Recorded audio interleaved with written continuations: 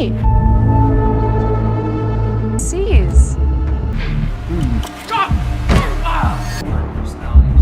Fiilmichi kan jalqabu halkan walakkaa apaartaamaa tokko keessatti paartiin qophaa'eetoo jiru intalli tokko miira baay'ee naasuu keessa taate maqaa nama wayii daddabaltee waamaa ariifachaa otoo jirtudha. Isheenis irra keessa apaartaamaa sanarra baatee namni uffata gurraacha uffate tokko kan fuulli isaa hin argamne duubaan ishee hordofee dhufe. Bilbila isheetiinis meseejii barreessaa turte.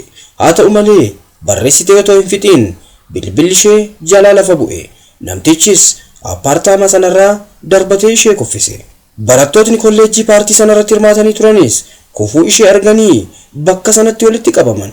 Taateen kun erga uumamee torban tokko booda intalli Jeenii jedhamtu gara kolleejjii seenuuf maatii isheetiin gaggeessaan taasifamee fi irbaata isa dhumaa maatii ishee wajjin nyaachaa jirti. Sa'aatiin itti kolleejjii seenamus gahee okkolaa waan turteefis abbaan ishee meeshaalee ishee fe'uufiin ishee gargaare. Haati ishees gara kaampaasii geessistee yeroo achi gahanis kan isaan daawwachiisu gurbaa Kaayil jedhamu ture. Mooraa sana daawwatan erga fixanii booda doormii lakkoofsa meeqa akka ishee gahe Kaayil Jeenii gaafate.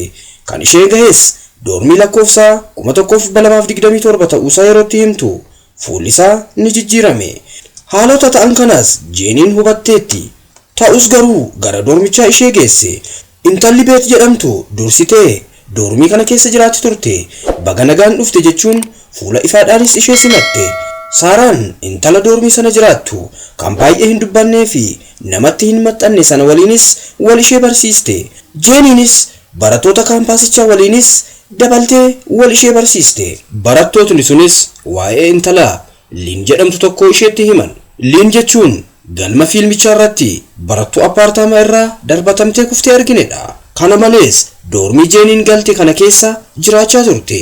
Kana yeroo dhageessu Jeeniin baay'ee jeeqamuun harmee isheef bilbiltee waa'ee Liin itti himnaan harmeen ishee dhufeensi fudhadha jette. Haa ta'u malee Jeeniin guyyaa jalqabaa hin ta'u jettee diduun dhaqxee hiriyoota isheetti makamte. Guyyaa itti aanu galgala Beetii fi Jeeniin gara doormii isaaniitti yeroo deebi'an doormii isaanii keessa namni tokko jira ture.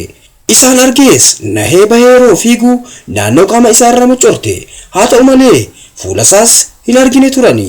Waan isaan qunnames himachuuf gara doormitarii isaaniif qacaramee Kaayil bira deemane.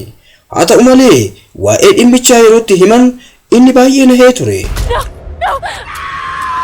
Amma erga Kaayil bahee booda Beet namni doormii keessatti argine kun du'a Liin wajjin walitti dhufeenya qaba jettee shakkii ishee Jeenitti himte. Akkuma jedhames of ajjeestee ta'uu dhiisuu danda'a jette. Guyyaa itti aanus Beet Jeeniitiin bultiin doormii jalqabaa akkam akka ture gaafattee deebii ishee otoo hin eeggatiin xiqqoo sin bashannansiisa jettee shooppiingiif fudhattee baate. Erga deebi'anii booda miilli ishee dhukkubee okkolaa otoo jirtuu leenjistuu isaanii kan taate Simeen kan jedhamtu dhuftee isaanitti dabalamte. Itti aansuunis Jeeniin kilaasii seenuun barnoota ishee jalqabaa baratte.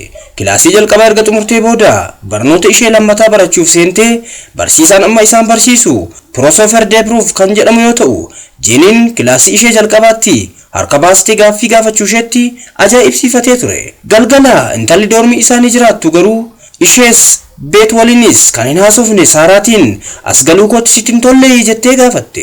Saaraanis si jaallachuu dadhabeen miti kan sin haasofsiisne Beet nama fakkeessitu waan natti fakkaattuu fi kanan ishee baqadhu jette. Itti aanuun Jeeniin kilaasii Deebruuf qaburratti barachuuf seente. Deebruufis qabxii gadhaanaa isheef kenna.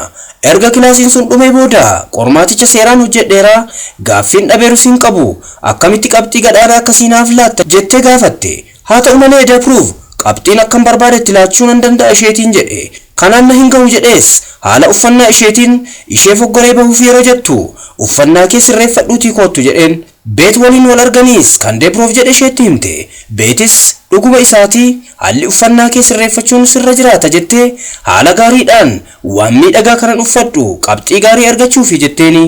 Jeeniinis sirna barnootaa kanatti baay'ee aartee qabxiin kennamuu kan qabu akka dhamaatiitti malee istaayilii uffannaatiin ta'uun irra hin jiraatu. Kuni sirrii miti jettee yaada ishee ibsatte.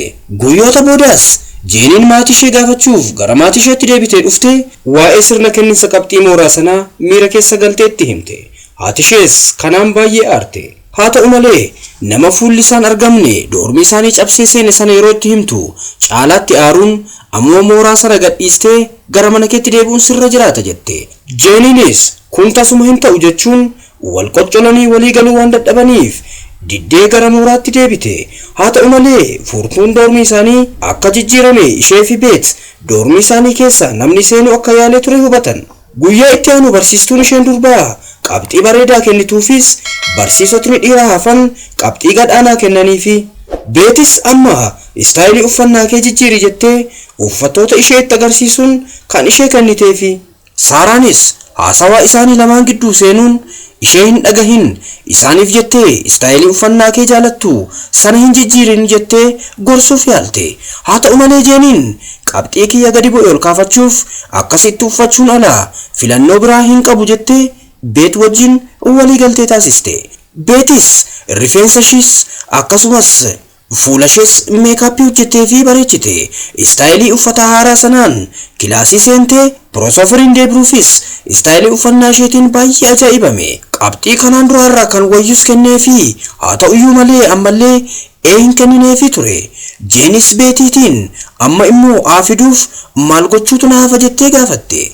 Guyyaa itti aanu Jeenitiin deebi'uuf gara qophii irbaataa mooraa keessatti qophaa'ee jiru irratti akka argamtuuf ishee affeerraan hiriyaa ishee Beet wajjin gara qophii sanaa dhaqanii. Jeeniin gara kutaa olaanaa dipaartimentichaatti yeroo ol baatu deebi'uufis ishee hordofuun ol bahee manichi bakka jireenya isaa akka ta'etti himee dhugaatii akka dhugduuf kenneefi ishee dhungachuuf yaalii taasise. Jeeniinis wal'aansoo isa qabdee kophee ishee koomee dheeraa sanaan miila isaarra humnaan dhaabachuun gadhiifattee fiigichaan baatee sokkite. Waan uumames gara doormiitti yeroo deebitu hiriyaa ishee Beetitti himte. Guyyoota boodaas gara istaayilii uffata ishee duraatti deebi'uun gara kilaasii dhaqaatoo jirtu gurbaan Kaayil jedhamu karaa irratti ishee argee gara istaayilii uffata kee duraatti waan deebiteef baay'ee natti toleera jedhaani. Haa ta'u malee Piroosofer deebi'uuf xiiqiidhaan qabxii gadhee kennuufii jalqabe. Kilaasiin erga xumuramee booda dhuftee sin himadha jettuunis inni garuu na ari'uu hin danda'ani yoo fedhe na himadhu jedheen.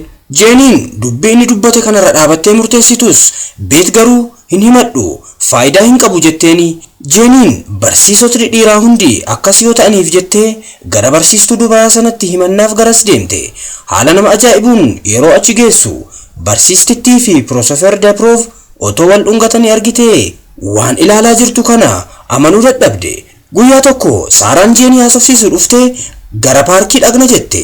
Beetis dhuftee garichas imalanii. Saaraanis Deeproof waan amma sirratti raawwachaa jiru kana narrattis raawwachuu yaaleera. Anis walii galee isa waliin buleen ture. Haa ta'u malee waan barbaadu sana erga argatee boodas qabxii gadaanaa anaaf kenna jettee mudannoo ishee itti himte. Itti aansuunis intala jalqaba fiilmii kanarratti du'uu ishee argina irrattis yaalii taasisee isheen diddee himachuuf yaalii taasisaa too jirtuudha akka tasaa kan duute jettee itti himte. Itti aansuunis du'aliin irratti harkisaa keessa jiraachuu akka shakkitutti himte. Haa ta'u malee Beet dubbii kana hin amanusi hin fudhadhuu jette. Guyyaa tokko kanaan hin ga'u jedhee Deeproof effii kenneefi yeroo kana miira ishee to'achuu dadhabdee ka'uun dubartoota biroo maaliif hin himannu jettee deeggarsa akka taasisaniif gaafachuu yaalte. Haa ta'u malee hundumti isaanii jalaa callisan. Filannoo dhumaadha kan jedhan isa himachuudhaafis Saaraa wajjin walii galanii bahan. Hanga yeroon gahutti ijaarsa ol ka'aarra taa'anii. Haa ta'u malee namtichi uffata gurraacha uffate tokko dhufee lamaan isaanii darbate.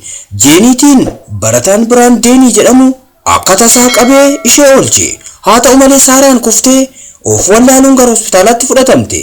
Galgaluma sanas waan dubartoota sanarra gahee oduurraa barsiisistii fi Deeproof ilaalaa jiru. Barsiistittiin gara kutaa biraa yeroo seentu uffata gurraacha sana argitee baay'ee naate. Haa ta'u malee irratti beekuu ishee kan hubate Deeproof duubaan dhufee ishee ajjeese. Sa'aatii wal fakkaataatti Deen Jeeniidhaan gara doormii isheetti gaggeessaa haadha isheetti bilbilee waame. Erga doormii galanii booda fuula ishee dhiqachaa otoo jirtu namticha kanaan dura doormii isaanii yeroo seene salgii isaa muramee ture sana mallattoo isaa agartee ariitiidhaan itti fiigde. Yeroo sanas Beet doormii keessa turte. Barattuun jalqabaa fiilmicha irratti duute Leen furtuu doormii isaanii kenniteef akka turte ibsuufiin ishee waliinis dhoksaadhaan jaalala eegalanii akka turanitti hime. Dhumarrattis otoon du'in dura miseejii ergitee fi itti agarsiisee dooruma isaanis kan seenu footoo dabruuf waliin ka'an ragaaf barbaacha akka ta'e isaan hubachiisa.